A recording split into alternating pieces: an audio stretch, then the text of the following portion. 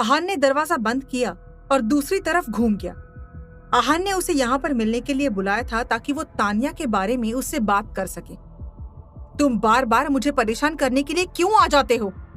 यामिनी ने गुस्से से कहा।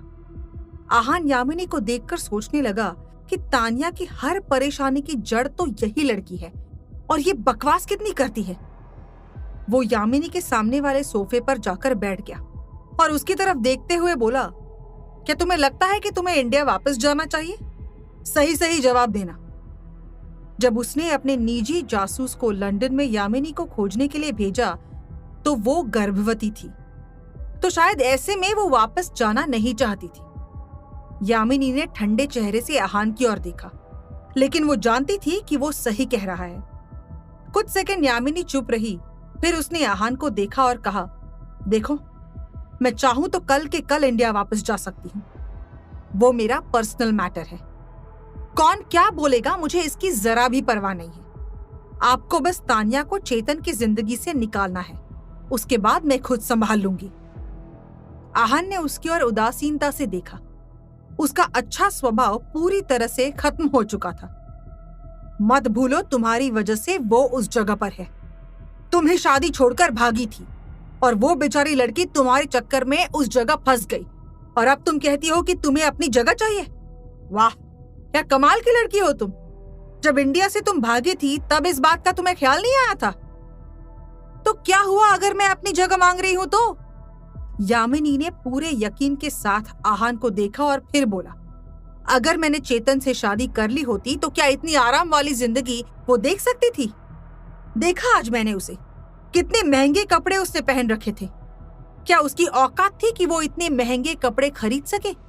उसे तो मुझे थैंक यू बोलना चाहिए। आहान इतना गुस्से में था कि उसने उसका हाथ पकड़ा और उसे उठाया और घूर कर देखा। तुम अभी के अभी यहां से निकलो। आप क्या कर रहे हैं? यामिनी डर के मारे उछल पड़ी। तुम अब भी लड़ना चाहते हो? देखो, मैं प्यार से इस मामले को निपटाना चाहती हूँ। आहान ने उसे वापस ही सोफे पर धकेल दिया और उसकी तरफ गुस्से से देखते हुए बोला, अगले कुछ दिनों तक, जहां इतने दिनों तक चुपचाप बैठी हुई थी, वही थोड़े दिन और अपना मुंह बंद रखो। तानिया के पास जाने की कोशिश भी मत करना। मैं अपने तरीके से उससे खुद बात करूंगा। समझ आ रही है तुम्हें मेरी बात? यामिनी ने अपने कपड़े ठीक किए और आंखें घुमा ली और धीरे से बोली, इससे कोई फर्क नहीं पड़ता कि मैं उसे संपर्क करती हूं या नहीं। मेरे घर से पहले से ही एक संदेश आ गया था, कोई आएगा और मुझे यहां से ले जाएगा। बेहतर होगा कि आप उस लड़की को जल्दी से चेतन की जिंदगी से निकाल दें। वो मेरी जगह पर कब्जा ना करे, वरना अंजाम बहुत बुरा होगा। जिस घर और चेतन पर वो कब्जा करके बैठी है वो मेरा है और देखती हूं वो मुझे कैसे नहीं देती ये। उसने अपनी टोपी वापस पहनी, दरवाजा खोला और बाहर चली गई। हॉल के अंदर से ज्यादातर लोग जा चुके थे क्योंकि फंक्शन खत्म हो गया था। यामिनी ने अपना सर नीचे कर लिया। जैसे ही वो हॉल से बाहर निकली, वो बड़बड़ाने के अलावा कुछ नहीं कर सकी। मेरे लिए मौका ढूंढना आसान नहीं था, ये बेकार था। मुझे खुद ही सब कुछ करना पड़ेगा। मुझे लगता था ये लड़की आसानी से चेतन का पीछा छोड़ देगी, पर मेरी सोच गलत थी। जैसे ही वो बोली, उसने अपना सिर उठाया और देखा कि कोई उसके बहुत करीब खड़ा हुआ था। यामिनी ने उसे देखा तो डर से कांप उठी। जतिन? सड़क के किनारे पेड़ के नीचे एक आदमी खड़ा था। उसने ब्लैक कलर का सूट पहना हुआ था। उसकी बॉडी बिल्कुल एक बॉडी बिल्डर जैसी थी और वो लगातार यामिनी को ही देख रहा था। जैसे ही यामिनी ने बोलने के लिए अपना मुंह खोला, वो धीरे धीरे पेड़ की छांव से बाहर निकल कर आया। उसके चेहरे के एक्सप्रेशन बहुत ही ज्यादा खतरनाक थे। कोई भी देखकर बता सकता था कि इस टाइम वो बहुत ज्यादा गुस्से में है। जैसे ही वो यामिनी के करीब आया, यामिनी तेजी से वहां से भागने लगी। तभी वो जोर से चिल्लाते हुए बोला, यामिनी, भागने की कोशिश मत करना। जतिन ने यामिनी की ओर हाथ हिलाया। यामिनी जहां खड़ी थी वहीं पर जम गई और डरते हुए धीरे से बोली, जतिन, तुम यहां क्यों आए हो? जतिन ने यामिनी के पीछे हॉल की तरफ इशारा करते हुए कहा, तुम यहां क्या कर रही हो? मैंने तुम्हें इधर उधर जाने से मना किया था ना। अगर किसी को तुम्हारी पहचान का पता चल गया तो क्या होगा? उसने आगे बढ़कर यामिनी के पेट को छुआ और फिर कहा, क्या तुम्हें अच्छा लगेगा अगर बच्चे को कुछ हो गया तो? क्यों तुम मेरी बात नहीं मानती हो? यामिनी डर से जबरदस्ती मुस्कुरा दी। मैं यहां कॉन्सर्ट देखने आई थी, देर हो रही है, चलो जल्दी करो और वापस चलते हैं। यामिनी की बात सुनकर जतिन का गुस्सा छूमंतर हो गया। उसने यामिनी को बहुत प्यार से देखा और प्यारी सी मुस्कान के साथ हाँ में सिर हिलाया। उसने यामिनी की कमर पकड़ ली और उसके माथे को चूमने के लिए अपना सिर नीचे कर लिया। हालांकि इससे पहले कि वो उसे चूम पाता, यामिनी पहले ही उससे दूर हो गई और हड़बड़ाते हुए बोली, जल्दी करो, चलो वापस चलते हैं, मैं थक गई हूं। वो सीधे जतिन के पास से गुजरी और सड़क के किनारे खड़ी कार की ओर बढ़ी। सिल्वर कलर की गाड़ी जो बहुत पुरानी थी, इसकी हालत बहुत घिसी पिटी सी हो गई थी। अचानक से इस गाड़ी को देखकर यामिनी को बहुत ज्यादा गुस्सा आया। उसने दरवाजा खोला तो अंदर से भी उसकी हालत बहुत ज्यादा खराब थी। गाड़ी की सीट के ज्यादातर हिस्से पर छेद हो गए थे। यामिनी जब इंडिया में थी तो उसने कभी भी इस तरह की गाड़ी में सफर नहीं किया था, लेकिन यहाँ आने के बाद से वो हर दिन इस कार से ही जतिन के साथ आती जाती थी। इतना ही नहीं, जिस घर में वो रहती थी उस जगह की कंडीशन भी बहुत ज्यादा अच्छी नहीं थी। वो घर दिखने में एक मिडिल क्लास फैमिली से भी बदतर था, क्योंकि वो घर भी जगह जगह से टूटा हुआ था। जब वो उससे मिली तो उसने कभी नहीं सोचा होगा कि इस जतिन के पास बिल्कुल भी पैसा नहीं है। उसे तो अब हैरानी होती है कि लंदन में रहने वाला लड़का, उसके पास ना तो अच्छी लाइफ है, ना अच्छा घर है और ना ही अच्छी गाड़ी है। काश मैंने ये सब पहले देख लिया होता। ये सब सोचते हुए यामिनी गाड़ी में बैठ गई और जतिन को देखने लगी। तभी उसके सामने चेतन का चेहरा घूम गया। वो कितना हैंडसम लग रहा था उस ब्लैक सूट में, और इधर ये है। ये जतिन इतना सुस्त क्यों है? यामिनी ने जतिन को हिकारत भरी नजरों से देखा।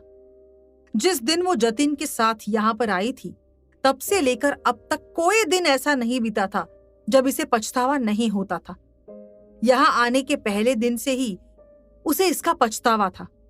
अब जब उसे अंततः मौका मिला कि वो जायसवाल परिवार में लौट सकती थी, लेकिन तब तक बहुत देर हो चुकी थी और उसके गर्भ में एक बच्चा था। जतिन कार में बैठ गया और ध्यान से अपनी सीट बेल्ट बांध ली और यामिनी की तरफ देखते हुए बोला, यामिनी, क्या तुमने कुछ खाया है? तुम्हें भूख लगी होगी। रास्ते से तुम्हारे लिए कुछ खाने के लिए ले लूं? मुझे भूख नहीं है। यामिनी अचानक से चिल्लाई, हड़बड़ाई और हताश हो गई। जतिन गाड़ी चला रहा था। अचानक से यामिनी का ये रूप देखकर हैरान हो गया। फिर उसे लगा कि शायद ये प्रेग्नेंट है, इसलिए इतना ज्यादा इरिटेट हो रही है। इसलिए उसने अपने ऊपर कंट्रोल करते हुए धीरे से कहा, तो फिर तुम क्या खाना चाहती हो? क्या तुम ऐसा कुछ खाना चाहती हो जो मैं तुम्हारे लिए खुद बनाऊं? चलो, आज मैं तुम्हारे लिए घर जाकर अच्छा सा खाना बनाता हूं। मैं कुछ भी खाना नहीं चाहती। जतिन, अब तुम मेरे से पहले की तरह प्यार नहीं करते। यहाँ आने से पहले जो तुम्हारा प्यार था वो कहाँ चला गया है? तुम्हें देखकर ऐसा लगता है कि तुम वो जतिन हो ही नहीं जिससे मैं प्यार करती थी। वो बहुत अलग था और बहुत अमेजिंग था। क्या तुम नहीं थे पहले बहुत अमेजिंग? यामिनी ने सवालिया नजरों से जतिन को देखते हुए सवाल पूछा। जतिन ने मुस्कुराते हुए कहा, यह अतीत की बात है। हमेशा इंसान एक जैसा नहीं रहता है यामिनी। वक्त के साथ चीजें बदलती हैं। जब जिम्मेदारियां बढ़ती है तो इंसान थोड़ा सा लापरवाह हो जाता है। अब मैं तुम्हारा बहुत ज्यादा ख्याल रखूंगा जैसे मैं पहले रखता था, सीरियसली। यामिनी ने उसकी ओर देखा और धीरे से बुदबुदाया, झूठ, सब झूठ। मेरी जिंदगी बिल्कुल कचरा हो गई है। जतिन ने स्टीयरिंग व्हील पर अपनी पकड़ मजबूत कर ली, क्योंकि उसने यामिनी की बात सुन ली थी, पर वो सुनकर अनजान बन गया और उसने यामिनी की बात पर रिएक्ट नहीं किया और चुपचाप गाड़ी चलाता रहा। 2 दिन के बाद आज चेतन की कोई बहुत जरूरी मीटिंग थी, जिसकी वजह से वो तानिया को अपने साथ लेकर नहीं गया था।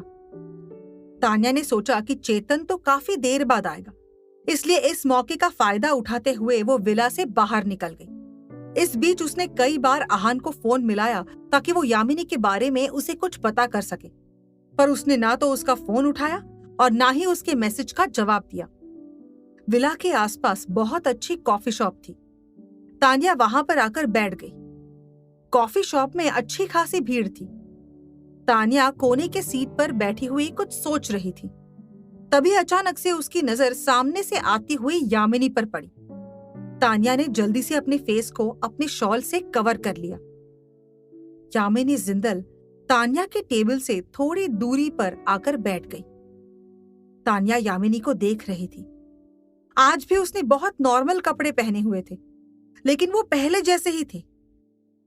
उसे देखकर लग रहा था कि जैसे वो बहुत ज्यादा परेशान है। उसके चेहरे पर उदासी साफ दिखाई दे रही थी। हालांकि उसने चेहरे पर मेकअप किया हुआ था, फिर भी वो बहुत कमजोर लग रही थी।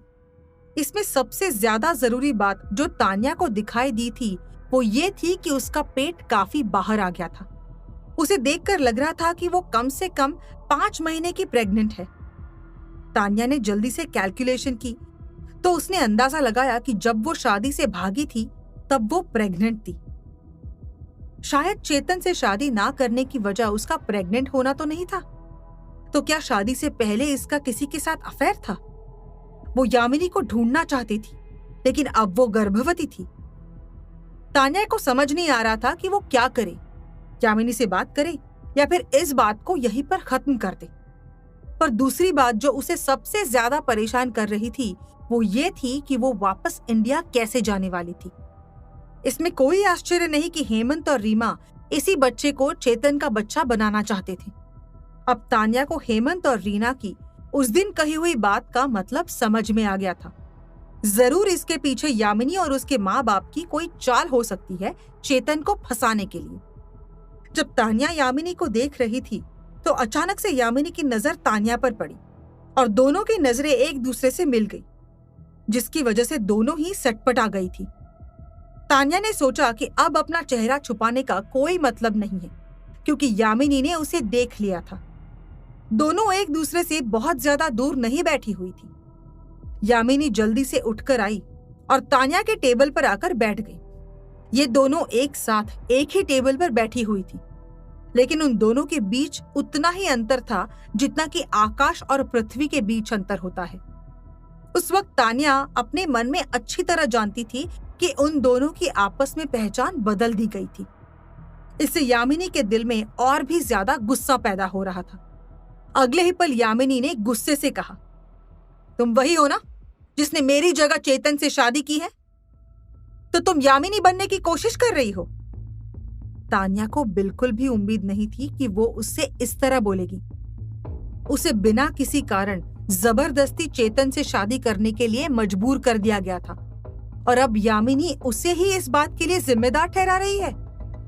वो बिना कुछ बोले कुछ देर तक यामिनी को चुपचाप देखती रही। फिर उसने कहा, मैं सिर्फ तानिया हूं। क्या था यामिनी का असली मकसद तानिया से मिलने का? क्या सच में यामिनी के माँ बाप चेतन के साथ कोई गेम खेल रहे थे?